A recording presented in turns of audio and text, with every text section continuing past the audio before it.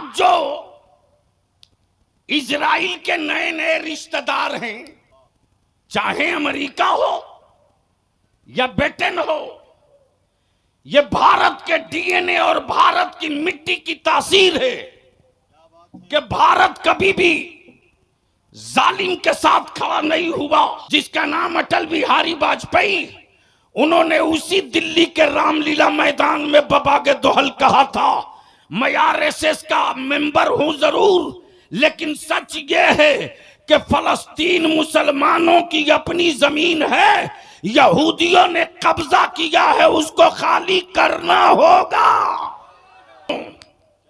यह सिर्फ फलस्तीन की जमीन का जंग नहीं है, बल्कि अब तो यह क्लियर हो गया, यह इस्लाम और कुफ्र की जंग है कि एक तरफ नबी के आशिकों की जमात खड़ी है तो दूसरी तरफ दज्जाल की औलादों की जमात खड़ी है कि जब जब इस्लाम के खिलाफ फितनों ने सर उठाया है, जब भी निकला है इस्लाम के मुल्क के वकार के हिफाजत के लिए, तो मुस्तफा के गुलामों के छावनी से निकला है। जिनकी अपनी जन्नत की गारंटी नहीं, वो अब्बा की मिल्कियत समझकर बेचे जा रहे हैं। इन दुकानदारों का लाइसेंस सीज किया जाएगा, इसलिए कि जो अकीदा दिया है मेरे रजा ने,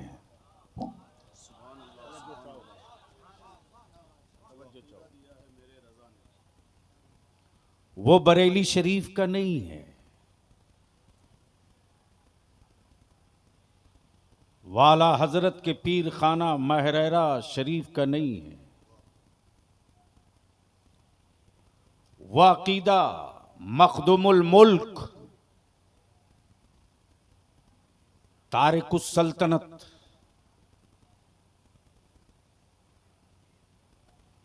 सरकारी मखदूम अशरफ जहांगीर समनानी के किचौछा मुकद्दसा का नहीं है।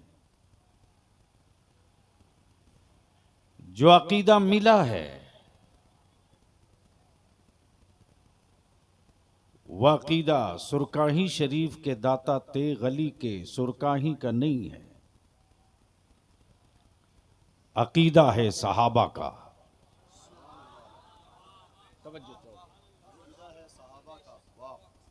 देखो मौलाना भिड़े हुए हैं मुसीबत है भाई। जब तक मैं यहां हूं तब तक आंख काल खोल के बैठो, बाद में मैं जानता हूं क्या करोगे। भैया थोड़ी सी हल्का साउंड बढ़ाना, कहाँ है माइक वाला? हाँ सिर्फ हल्का सा बढ़ाना। अब मेरे साथ सारे लोग आवाज देना मदीने की सरकार को, लब्बैक या रसूल अल्लाह। ओए आवाज बुलंद कर, लब्बैक या रसूल अल्लाह, लब्बैक या हबीब अल्लाह, अल्लाहुम्मा लब्बैक या रसूल अल्लाह। नीचे कर। बलियावी की तकरीर का सिर्फ 2 हिस्सा होगा।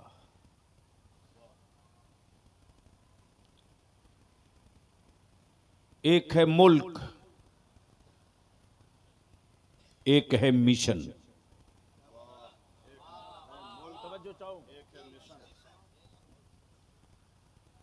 समझ में आवे तो बोलना। अरे नूरुल आया कि नहीं पहलवान मेरा?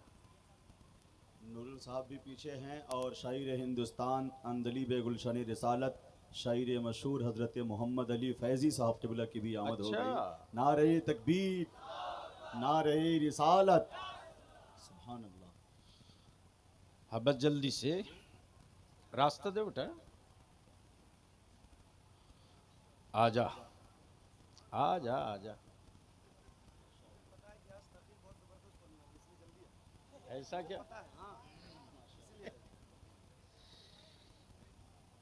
ये मेरा खानदान है सब।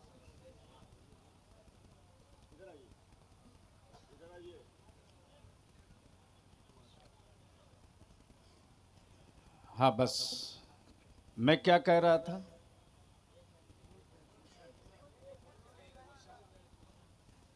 एक है मुल्क, महबूब गौर साहब, एक है मिशन। मुल्क हो,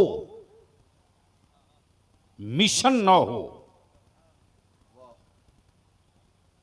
तो सरहदों को लूटने से कोई बचा नहीं सकता। तो जो चाहूं पढ़े लिखे लोग बैठे हैं। मुल्क हो और मुल्क में खजाना भी हो, बचाने का मिशन न हो तो अंधे भी लेकर चल पड़ेंगे। सवाल ये उठता है कि जमीन रब की बनाई, सरहदें बंदों ने बनाई। जमीन रब ने बनाई, सरहदें बंदों ने बनाई।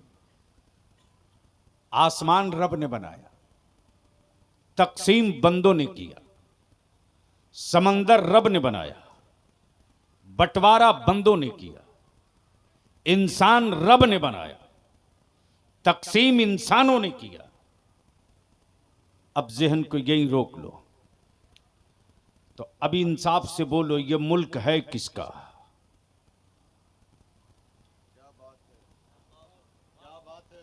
नहीं नहीं पल्ले पड़ेगा। मैं जान रहा हूं ना। हमारा यार जो बनाया उसका मुल्क है या जो बसा है उसका मुल्क है? जोर से जोर से जोर से जोर, तवज्जो चाहो। मुल्क बनाने वाला मालिक है, बसने वाला मालिक नहीं है। और माफ करना, बनाने वाले की कोई हद नहीं है। बसने वालों के मकान की भी हद है, दालान की भी हद है, दरवाजे की भी हद है। अब जहन को यही रोक लो। जमीन का मालिक अल्लाह, आसमान का मालिक अल्लाह, दरिया का मालिक अल्लाह, चांदो सूरज का मालिक अल्लाह, जमीन व आसमान में जो कुछ है सबका मालिक। फिर ये दावा कैसा कि ये मुल्क मेरा है, ये मकान मेरा है, ये घर मेरा है, ये खेत मेरा है। अल्लाह ने पावर ऑफ अटर्नी भी देकर आजमाया है कि मेरी बनाई हुई जमीन पर बंदा तू क्या क्या कर सकता है। अब इसको यहीं रोक लो। एक है मुल्क, एक है मिशन। तवज्जो चाहूं। एक है मुल्क, एक है मिशन। इस्लाम एक मुल्क है,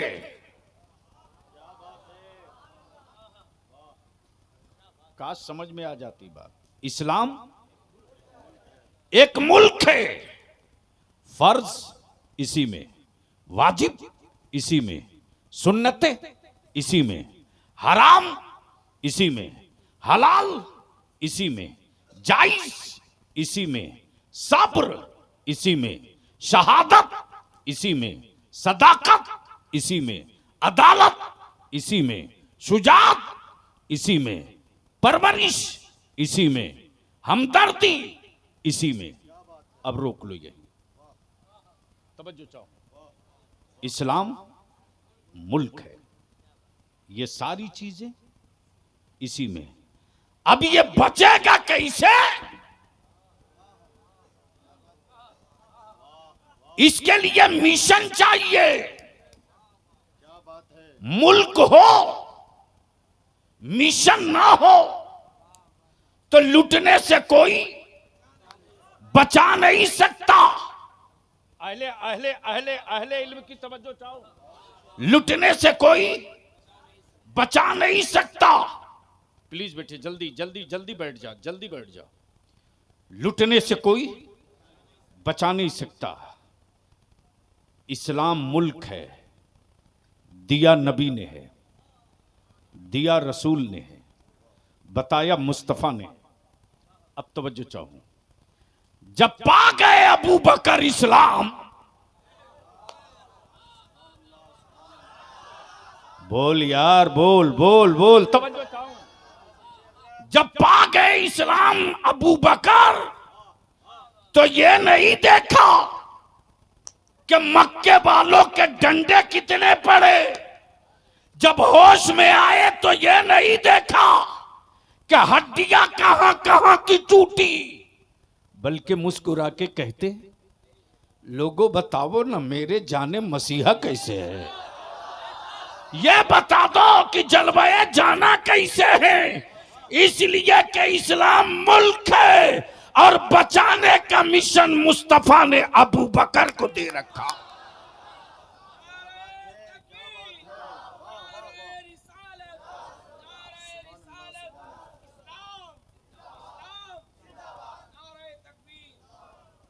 अब इसी पर गुफ्तगू हो तो रात छोटी पड़ जाएगी, लेकिन इसी में से थोड़ा सा हिस्सा और निकालता हूं। मुल्क मिशन, मुल्क की कोई शबीह न बिगाड़े, मुल्क की कोई सूरत न बिगाड़े, मुल्क में कोई घुसपैठी न जाने पावे, तो बचाने का मिशन फारूक आजम के पास, बचाने का मिशन उस्मान गनी के पास, बचाने का मिशन मौला अली के पास, बचाने का मिशन अमीर मुआविया के पास, बचाने का मिशन गौसुस सकलैन के पास, बचाने का मिशन गरीब नवाज के पास।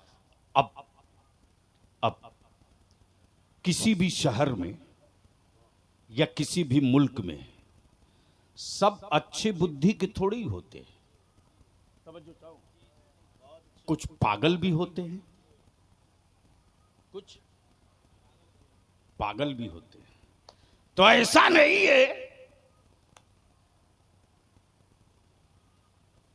ऐसा नहीं है कि पागलों में मौलवी नहीं होता। अगर बात उतर जाए खोपड़ी में तो बोलना, बोल दो, अरे बोलो बोलो। ऐसा नहीं है कि सत्ता में बैठने वाला ही सिर्फ पागल हो। हाँ, इतना तो तय है कि हम जिस भारत में रहते हैं और जो मेरा मुल्क हिंदुस्तान है, जिन पागलों का इलाज कहीं नहीं होता, उन पागलों का इलाज हिंदुस्तान कर दिया करता है। तवज्जो चाहो, ठीक कर भैया। नहीं नहीं, तेरी आवाज खुल नहीं रही, इक्को नहीं देना। मोहब्बत से बोल लो, सुनना है तो बोलना होगा। अरे रंग में आके बोल दो, बोल। वाह वाह वाह वाह, क्या कह रहा था मैं, क्या कह रहा था? जिन पागलों का इलाज कोई मुल्क न करे, उन पागलों का इलाज भारत करता है। इसलिए कि इस्लाम मुल्क है, बचाने वाला मुस्तफा और बचाने वालों की जमात जो नबी ने तैयार की। अब जहन को यही रोक लेना, यही रोक लेना। जिन पागलों का इलाज कहीं नहीं होता, उन पागलों का इलाज भारत में होता है। सत्ता के तख्त पर बैठा जब पृथ्वीराज पागल हो गया, तो इलाज करने के लिए मेरा मोइनुद्दीन आ गया था। क्या बात है हजरत, क्या बात है। नारे तकबीर, थोड़ा हाथ उठाकर नारे तकबीर, नारे रिसालत, फैजाने गौसे पाक, फैजाने ख्वाजा गरीब नवाज। और जब नबी की अजमत, रसूल की रिफात, मुस्तफा की शौकत पर पत्थर मारने वाले सऊदिया के ज़कातखोरों ने एक टीम बना दिया। तो उनका इलाज करने के लिए बरेली में इमाम अहमद रजा आ गया। तवज्जो चाहूं। और जब जब अरबी दानों ने मदीना यूनिवर्सिटी के प्रोफेसरों ने तसव्वुफ और तरीकत की चादर ओढ़कर सूफीज्म और सूफियत का लिबादा पहनकर जब नबी के गद्दारों से इश्तराक और गले मिलने लगे तो उनकी क़िबा फाड़ने के लिए इसी बरेली में अख्तर रजा ताजू शरिया आ गए। नारे तकबीर, नारे रिसालत, मसलके आला हजरत, बस्ती बस्ती करिया करिया, हुजूर गाजी ये मिल्लत। इसलिए कि मुल्क इस्लाम है, बचाना मिशन है। तो इसी अल्लाह की जमीन पर काबा भी, महबूब का रोजा भी, शोहदा के मज़ारात भी, सालेहीन के मकबरे भी, अखवासो अक्ताब की कब्रें भी, गौसो ख्वाजा की तुरबत भी, सब इसी जमीन पर।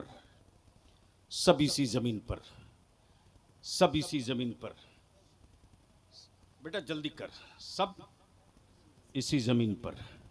अब यहां थोड़ी देर के लिए रोक लो। तेरे बलियावी ने सबसे पहले भारत में फलस्तीन के मुसलमानों के लिए सबसे पहले ललकार मचाई है। तवज्जो चाहूं। और मेरा जब पहला बयान आया तो पूरे भारत के अंग्रेजों के दल्ले और इस्राइल के तलवे चाटने वाले उनको आतंकवादी और दहशतगर्द कर रहे थे जो अपने मुल्क की आजादी की जंग लड़ रहे। तब बलियावी ने खम ठोक कर कहा था, फलस्तीन के मुजाहिदों को दहशतगर्द करने वालों, बलियावी अगर जबान खोल देगा तो भारत की आजादी की जंग लड़ने वाला कोई बचेगा नहीं। या तो इनको दहशतगर्द कहना पड़ेगा या इनको मुल्क की आजादी का मुजाहिद मान लेना पड़ेगा। जबान खोल दूंगा तो। तवज्जो चाहूं।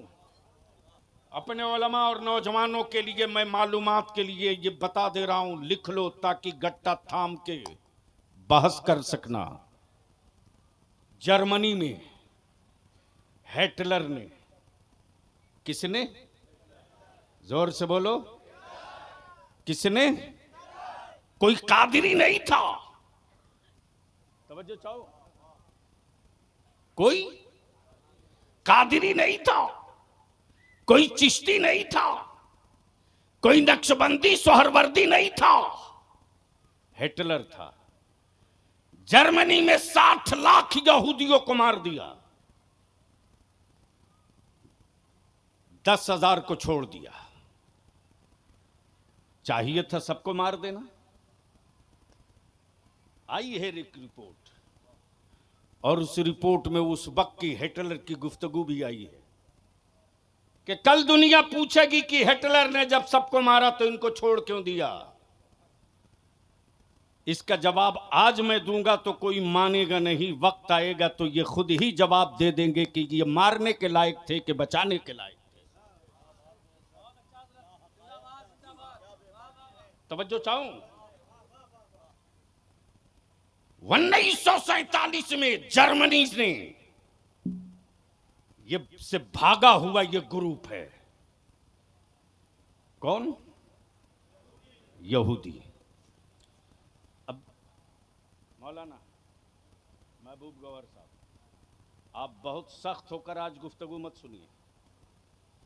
हाँ, थोड़ा नरम होइए, क्योंकि मैं चेहरे से देख रहा हूं तनाव है। नींद का गलबा तो रहेगा, इसलिए इसका ख्याल रखिए कि मुझसे ज़्यादा मेरी जमात में कौन जागता है। और मुझसे ज्यादा मेरी जमात में मेरी उम्र का कौन मौलवी दौड़ रहा। बहुत अच्छे माशाल्लाह। मोहब्बत से बोलोगे तो थोड़ी देर बोल दूंगा, जोर से बोल दो। समझो चाहूं मैं क्या कह रहा था, किसी को याद है? 1947 जर्मनी से तवज्जो चाहूं, अहले इल्म की मोहम्मद अली बाबू। आज जो इजराइल के नए नए रिश्तेदार हैं, नए नए रिश्तेदार का जवाब नहीं है। चाहे अमेरिका हो, चाहे अमेरिका हो या ब्रिटेन हो, कोई हो, या भारत में उनके कुछ रिश्तेदार तथा कथित दिखते हैं।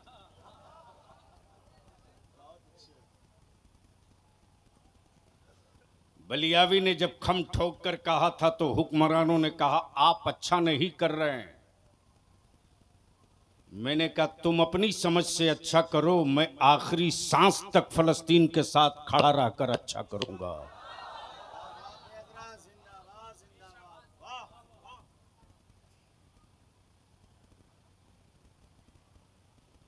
कहां गए वो रिश्तेदार? जब जर्मनी से हिटलर ने इनको भगाया तो ना ऑस्ट्रेलिया ने जगह दिया, ना अमेरिका ने छुपने को जगह दी, न ब्रिटेन ने इनको उतरने दिया, न रशिया ने इनको पानी पीने दिया। लेकिन मेरे नबी का गुलाम कभी सख्त दिल नहीं होता।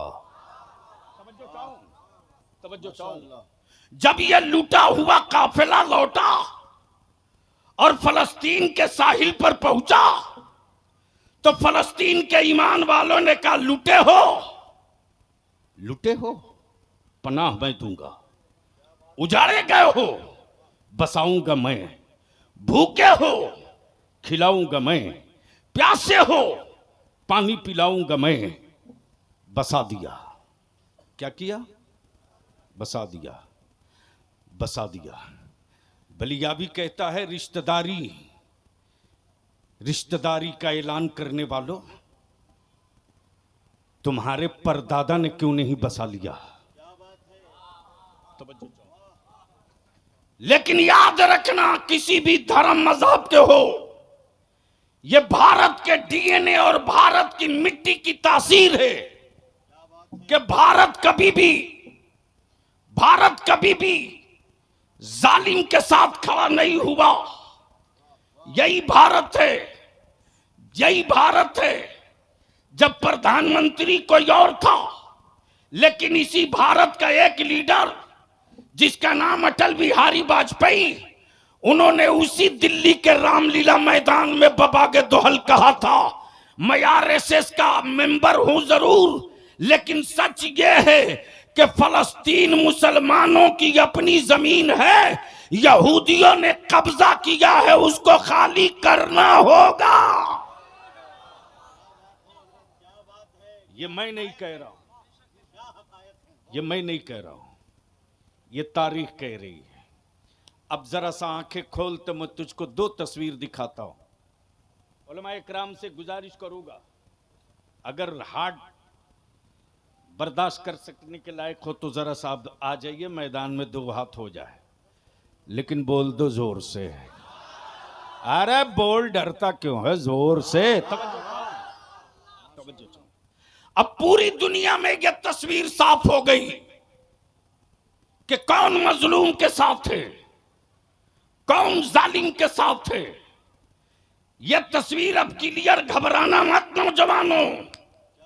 यह सिर्फ फलस्तीन की जमीन का जंग नहीं है, बल्कि अब तो यह क्लियर हो गया, यह इस्लाम और कुफ्र की जंग है। यह वाज़े हो गया कि एक तरफ नबी के आशिकों की जमात खड़ी है तो दूसरी तरफ दज्जाल की औलादों की जमात खड़ी है। ये क्लियर हो गया, ये क्लियर हो गया, समझो चाहूं।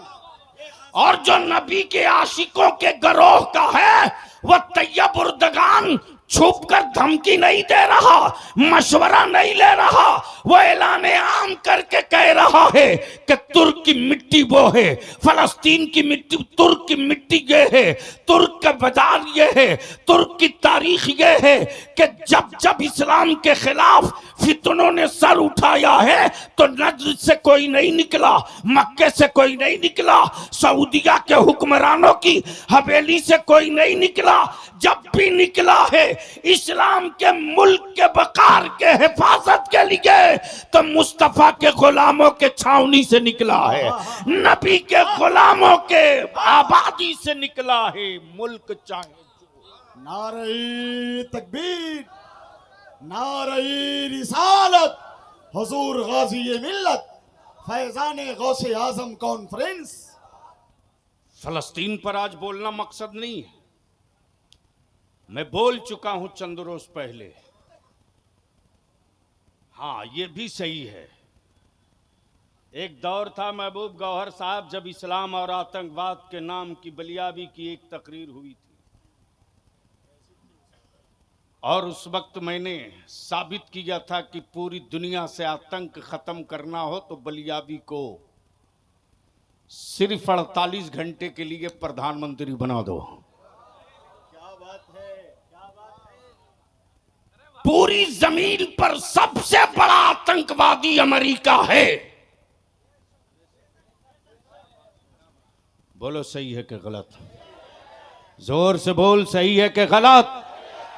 मौत का सौदागर अमेरिका, असलहा और बम बारूद बेचने का व्यापारी अमेरिका, जिसने पूरी दुनिया के मुल्कों का निजाम दरहम बरहम कर रखा।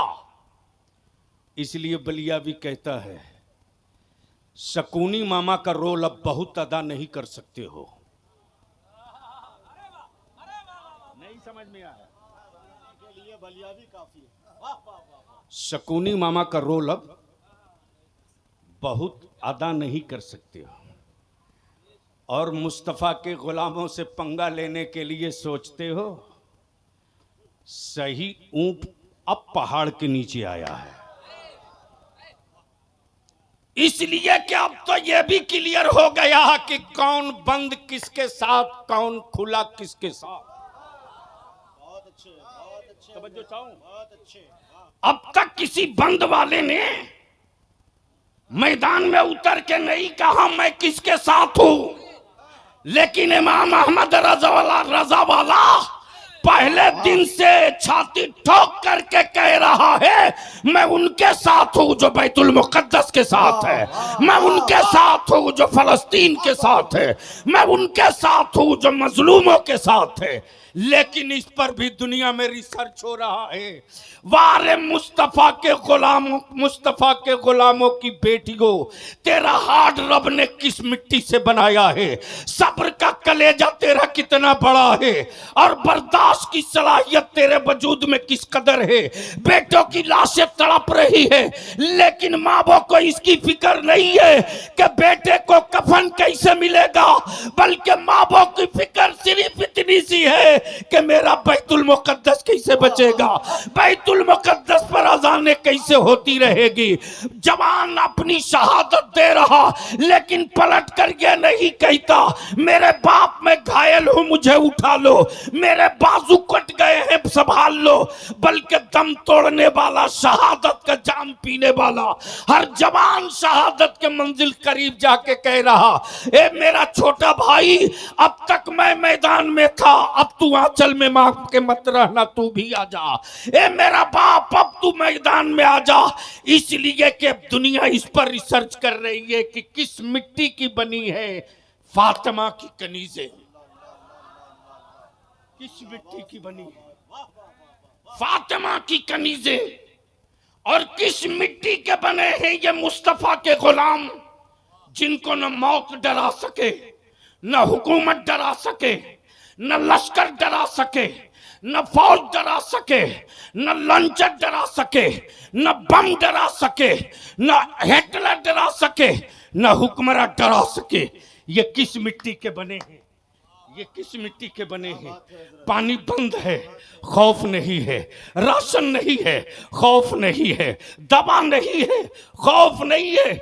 अमा आलम ये कि बगैर बेहोश किए डॉक्टर ऑपरेशन किए जा रहा और मेरे बच्चे कुरान की तिलावत किए जा रहे हैं। बताए खड़े होकर नारा लगाइए, खड़े होकर नारा लगाइए। नारे तकबीर, नारे रिसालत, मजहब इस्लाम, लब्बैक या रसूल अल्लाह, लब्बैक या रसूल अल्लाह, लब्बैक या रसूल अल्लाह। या हुसैन, या हुसैन, या हुसैन, हुजूर गाजी मिल्लत, शेर अहले सुन्नत, दुआए रईसुल कलम अल्लामा अरशदुल कादरी। बैठ जाइए, बस जल्दी से। सुनोगे तो बोल दो, बोल दो, बोल दो, बोल दो। तवज्जो चाहो, बहुत अच्छे, तवज्जो चाहो। बहुत अच्छे हजरत। जिंदाबाद, जिंदाबाद। वाह। रिसर्च इस पर हो रहा, तवज्जो चाहो। रिसर्च इस पर हो रहा। अब अहले इल्म की तवज्जो चाहूं। एक नुक्ता आ गया मेरे बरेली का, तवज्जो चाहो। उंगली में जख्म है उस्ताज़े ज़मन के। डॉक्टरों ने कहा ऑपरेशन होगा। उस्ताज़े ज़मन ने कहा डॉक्टर तेरे कहने से ऑपरेशन नहीं, अम्मी से पूछ लूंगा तब। बोल दो, बोल दो, बोल दो। अम्मी से पूछ लूंगा तब। हुआ ऑपरेशन करा लो। डॉक्टर ने कहा मौलाना पहले इंजेक्शन लगेगा बेहोशी का। अल्लाह अकबर। उस्ताज़े ज़मन कहते कि अच्छा, मैंने ऑपरेशन की इजाजत ली है, बेहोशी की नहीं। कब बोलोगे? बोल दो, बोल दो। का अगर नहीं होगा, एनेस्थीसिया नहीं दिया जाएगा तो आप बर्दाश्त नहीं कर पाएंगे दर्द को। अल्लाह अकबर। उस्ताज़े ज़मन मुस्कुराकर कहते डॉक्टर तेरे नश्तर लगने के बाद क्या उतना दर्द होगा जितना एक आशिक को मदीना छोड़ने का दर्द होता है? अल्लाह अकबर। क्या मदीने की जुदाई से ज्यादा दर्द होगा? डॉक्टर गैर मुस्लिम था, बोला मौलाना मदीने की जुदाई के दर्द का एहसास हमें नहीं है, लेकिन ये जो नश्तर लगेगा तो बड़ा दर्द होगा। उस्ताज़े ज़मन फरमाते कि कितना टाइम लगेगा तुम्हारे ऑपरेशन में? क्या इश्क का तार है साहब, क्या इश्क का तार है। बोल दो, बोल दो। अरे रंग में बोल दे, क्या इश्क का तार है। डॉक्टर ने बताया 10 मिनट। फरमाते उस्ताज़े ज़मन जा, मैंने तुझे 12 मिनट दिया, लेकिन ऐसे मत करना। हाँ, नश्तर लगाने से पहले धीरे धीरे पिन चुभोकर देख लेना। अगर मेरे जिस्म में हरकत हो तो ठहर जाना, और जब बिल्कुल कोई हरकत ना हो तो अपना काम शुरू कर देना। बोल दो, बोल दो। डॉक्टर लेटने के बाद थोड़ी ही देर के बाद लगाया नश्तर तो देखा जिसमें थोड़ी सी सिकुड़न आ रही। रोक लिया, फिर इंतजार किया, फिर लगाया पिन। देखा अभी थोड़ी बहुत बाकी है। थोड़ी देर के बाद जैसे ही पिन लगाया देखा कोई जिस्म पर असर नहीं, ना हाथ हिल रहा ना पैर। डॉक्टर अपना काम कर करा के फाइनल होकर इंतजार कर रहा। होना था 10 मिनट में, हो गया 8 मिनट में। 12 मिनट के बाद उस्ताज़े ज़मन ने आंखें खोली, कहा हो गया। क्या बात है, क्या बात है। बोल दे यार, बोल दे, बोल। तवज्जो चाहो, तवज्जो चाहो। का हो गया, का 8 ही मिनट में हो गया, लेकिन एक काम बच गया। एक काम बच गया। उस्ताज़े ज़मन फरमाते कि तेरा काम हो गया, अब कौन सा काम बचा? काम मौलाना ऑपरेशन तो मैंने हजारों हजार किया, लेकिन बगैर बेहोश किए नहीं।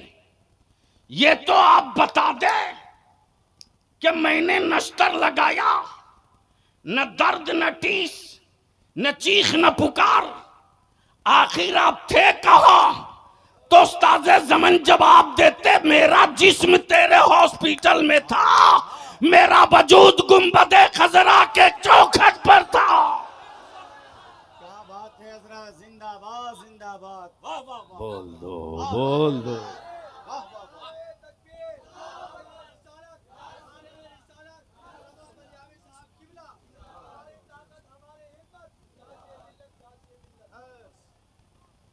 याद रखना मुसलमान नौजवानों, जलसे रोज करते हो करो, लेकिन जिस जलसे का कोई एजेंडा ना हो वो भीड़ हो सकती है, वो मेला हो सकता है, मंसूबा नहीं हो सकता। इसलिए मैं अपने सारे नौजवानों को मुबारकबाद देते हुए मैं पूछता हूं, ये हजारों हजार का पिंडाल, गांव गांव से चलकर आए हुए हमारे नौजवान बुजुर्ग तुम्हारा पिंडाल देखने नहीं आए हैं रे, तुम्हारे स्टेज का हुस्न देखने नहीं आए हैं। रात की नींद कुर्बान की है कि उलमा आ रहे हैं, कुछ लेके चलेंगे, कुछ तय करके उठेंगे। और अल्हम्दुलिल्लाह बिहार, झारखंड, बंगाल, उड़ीसा, 4 सूबे में अदारे शरिया ने कमर कस लिया है, कस लिया है। तुम्हारे वलियावी को क्या है? अगर सिर्फ जलसे की तारीखें देने लगूं तो शायद रमजान में भी 2-4 लोग मांग ही लेंगे, लेकिन माफ करना उससे मसले का हल नहीं है। मिशन क्या है? एक है मुल्क, एक है मिशन। बोल दो तो बोल दो, जोर से, जोर से, जोर से। इसी इस्लाम के मुल्क में सैयदा फातिमा की कनीज़ें मेरी कौम की बेटियां हैं, और इनकी इज्जत बचाना अदारे शरिया का मिशन है। इसी इस्लाम में हमारी कौम के जवान हैं, ये बच्चे जाहिल न रह जाएं, ये पढ़कर पावर का कलम ले लें। ये इदारे शरिया का मिशन है। जमीन बेचकर मेरे लोग बेटियों की बारात बुला रहे, और खरीदा हुआ दामाद आ रहा। इतने बड़े मजमे में बलियावी तुझसे पूछे, ये मौलाना अहमद रजा अखलाकी, आप इनके मदरसे जाएं और ये कहें, फिरदौस साहब मुखिया, सरपंच नूर आलम बाबू, रसगुल्ला खाइए, चाय पीजिए, लेकिन ये ज़कात के पैसे का है। ईमान से बोलो, कोई खाएगा? अरे जोर से बोलो, क्यों डर रहे हो? कोई खाएगा? मान लो महबूब गौहर साहब कहें कि साहब ये फितरे के पैसे की बिरयानी है, तनाउल फरमाइए, खाओगे? क्यों?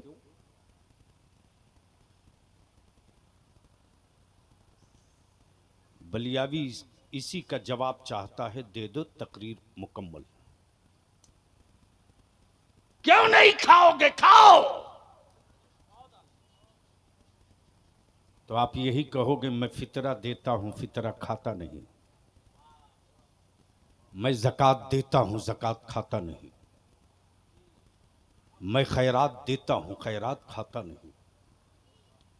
इंसाफ से बोल मुसलमान, वो कौन सी मस्जिद है जिस मस्जिद के दरवाजे पर मेरी कौम का कोई बूढ़ा अपनी इज्जत की चादर मस्जिद के सहन में डालकर भीख नहीं मांग रहा, वो कौन नेकाब पोश मेरी कौम की बेटी और बुजुर्ग मां है जो अपनी बेटी के निकाह के लिए तुमसे खैरात और ज़कात और फितरा मांग रही है और उसी पैसे से तुझको बिरयानी खिला रही, उसी पैसे से तुझको रसगुल्ला और थम्सअप पिलाया जा रहा। एक आखिरी बात बता दो, ऊपर से लेकर नीचे तक बलियावी इसकी परवाह नहीं करता है कि दिल्ली का हुक्मरान नाराज होगा कि पटना का हुक्मरान नाराज होगा। बलियावी को एक ही जुनून रहता है, मेरे मौला सब नाराज हो जाए, तेरा महबूब नाराज ना होने पाए। तो अगर किसी के खौफ में नहीं हो तो दो टुक बोलो, फलस्तीन के मजलूमों के साथ हो या इसराइल के जालिमों के साथ हो? जोर से बोल कर बता। जितने लोग फलस्तीन के साथ हो हाथ उड़ाओ, ऊपर से लेकर नीचे तक, ऊपर से लेकर नीचे तक, ऊपर से लेकर नीचे तक, ऊपर से लेकर नीचे तक, किसी का हाथ नीचे न रहे। मैं आवाज दूंगा ईमान वाला तू किसके साथ, तो आप जवाब देना फलस्तीन के साथ। ईमान वाला तू किसके साथ? दो बार दोहराओ, ईमान वाला तू किसके साथ? ईमान वाला तू किसके साथ? इंसाफ वाला तू किसके साथ? भारत वाला तू किसके साथ? अमन वाला तू किसके साथ? करबला वाला तू किसके साथ? अहमद रजा वाला तू किसके साथ? अहले सुन्नत वाला तू किसके साथ? नीचे करो। तो आज से नहीं, अब भी से ये जितना कोको कोला थम्स अप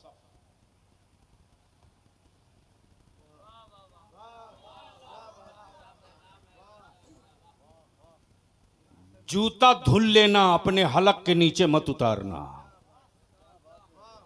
तवज्जो चाहूं, तवज्जो चाहूं, तवज्जो चाहूं, डरना मत। अरे अपने मेहमानों को पानी पिला देना,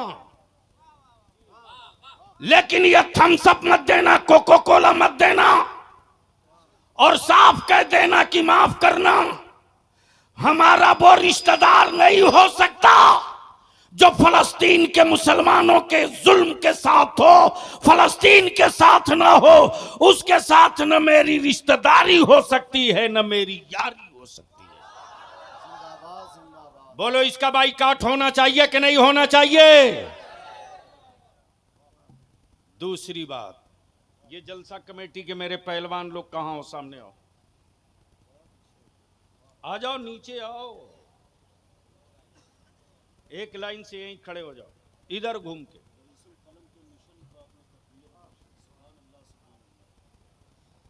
हाँ, नूर कहाँ गए? नूर कहाँ गए? नूर हाँ आ गए, बस इधर घूम जाओ। इस वक्त ये कौन सा गांव है? मुजफ्फरपुर के मझौलिया में सिर्फ ये हजारों हजार लोग ही आपको नहीं देख रहे हैं, बल्कि इस वक्त पूरा हिंदुस्तान नहीं, बैरून मुल्क भी आपको देख रहा। अब ये जितने जलसा कराने वाले नौजवान हो, आइए बड़े साहब, माशाल्लाह, क्या बात रही, क्या बात रही। अच्छा एक बात बताओ, इसमें शादीशुदा कैठो हो, कुंवारे कितने हो? कुंवारा वाला हाथ उठाओ। 1 2 3, पूरा उठाओ। अरे मेरी तरफ क्यों देख रहा? 1 2 3 4 5 6। ईमान से बोलना, ससुराल वाला अगर तेरी कीमत लगाए तो बिकेगा जोर से बोलो, जोर से। 10-5 लाख नगद दे तो, 4 चक्का दे तो, 1 आध बीघा खेत दे तो नहीं बिकोगे? क्यों?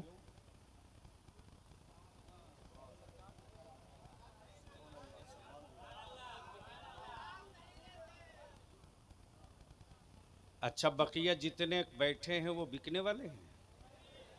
तो इसमें कुंवारा कितना खड़ा हो जाओ, कुंवारे खड़े हो जाओ, कुंवारे खड़े हो जाओ, जिनका निकाह नहीं हुआ खड़े हो जाओ। जो बिकने वाला माल हो अल्लाह के वास्ते वो खड़ा मत होना। एक साहब लगता है, हाँ हाँ, अरे वाह, सफेद गमछा, बेटा गमछा नीचे कर तब समझ में आएगा। हाँ माशाल्लाह। अच्छा, स्टेज पर भी ढेर मौलाना लोग कुंवारे होंगे, क्योंकि ये ऊपर कमाल बिकने वाला है। वैसे भी नूरे मुजस्सम को कोई नहीं नकदी देने वाला है। मालूम है कि रोजे पाते हैं मुस्तफ़ा की नात का सदका। तो ये जितने खड़े हो ईमान से बोलो, क्या मेरी बेटियां और मेरी बहनें इस्लाम में बोझ बनाकर रखोगे या इस्लाम की जरूरत बनाकर रखोगे? जोर से बोल, इस्लाम की बोझ या जरूरत? तो जब इस्लाम की जरूरत हो तो बेटी चाहे किसी की हो, भतीजी चाहे किसी की हो, अरे उस कौम को कौन हुक्मरान खरीद सकता है रे? जो कौम गुंबदे खजरा की चौखट पे बिक चुकी हो। तो ईमान से बोलो, जहेज खत्म होना चाहिए कि नहीं होना चाहिए? तिलक को दफन करना चाहिए कि नहीं करना चाहिए? ये जो इदारे शरिया की तहरीक बेदारी चल रही है, ये चलनी चाहिए कि नहीं चलनी चाहिए? चलनी चाहिए कि नहीं चलनी चाहिए? आखिरी बात, मेरे रसूल की इज्जत पे हाथ डालने वाले बहुत से लोग इस वक्त भारत में सुपारी लिए हैं, और मेरे बच्चों को लावारिस समझकर कोई ट्रेन में शूट कर दे, कोई मॉब लिंचिंग कर दे, तो इन दोनों के खिलाफ कानून बनना चाहिए कि नहीं बनना चाहिए? जोर से बोल, बनना चाहिए कि नहीं? मुसलमानों के लिए सेफ्टी एक्ट बनना चाहिए कि नहीं? नबी के नामूस के लिए नामूस रिसालत का कानून बनना चाहिए कि नहीं? तो इसके लिए संघर्ष करना पड़ेगा। निकलोगे? बुलाएगा इदारे शरिया बलियाबी तो निकलोगे? निकलोगे? निकलोगे? तो लालू और नीतीश जी का और राहुल का झंडा लेकर बार बार निकले हो, सर पे गुलामी की टोपी और हाथ में नबी की इज्जत का झंडा लेकर निकल पड़ो। और इसी 3 दिसंबर को लिख लो, कितने दिसंबर को? 3 दिसंबर को ताजपुर हाई स्कूल में, ताजपुर हाई स्कूल के मैदान में वहां के सेक्रेटरी और कौमी इत्तेहाद मोर्चा के लीडर, अदारे शरिया के मजलिस शूरा के रुकन मोहतरम जनाब फिरदौस मुखिया जी, और अभी सरपंच साहब से भी बातचीत हुई है, प्रमुख साहब से, जितना इस इलाके में गांव से आए हो 3 दिसंबर लिख लो, दिन में रात में नहीं, इसलिए कि रात में निकले हो किसी ने देखा किसी ने नहीं देखा, और जब दिन में निकलोगे छाती ठोक करके कहोगे कि अब हम निकल पड़े हो, रोक सकते हो तो रोक लो। तब ईमान से बोलो कि 3 दिसंबर को ताजपुर पहुंचोगे कि नहीं पहुंचोगे? हर गांव से नौजवानों अपने गांव का बैनर लगाओ, अपनी कमेटी का बैनर लगाओ, और सर पे टोपी और रबीउल अव्वल शरीफ का झंडा लेके उतरो और बता दो कि हुक्मरानों, सबसे पंगा लेना, मुस्तफ़ा के आशिकों से पंगा कभी मत लेना। जिसने लिया है वो मिट गया है, यजीद लिया करबला में मिटा, यजीद लिया करबला में मिटा। इसराइल लिया है फ़लस्तीन में मिट के रहेगा, कोई नहीं बचाएगा। इंशाअल्लाह अपनी जगह बैठ जाओ, यार जिंदा सोहबत बाकी, न कोई भागेगा न कोई हिलेगा, इसलिए कि दोनों अभी असली हीरो बाकी हैं, मोहम्मद अली फैज़ी, नूरे मुजस्सम और कई एक हैं, सबको सुनना है। और नजराना लुटा के नहीं देना बेटे, दोनों हाथ यूं करके देना। आप कबूल कर लो मेरे आका की नात पढ़ते हो। अस्सलाम वालेकुम।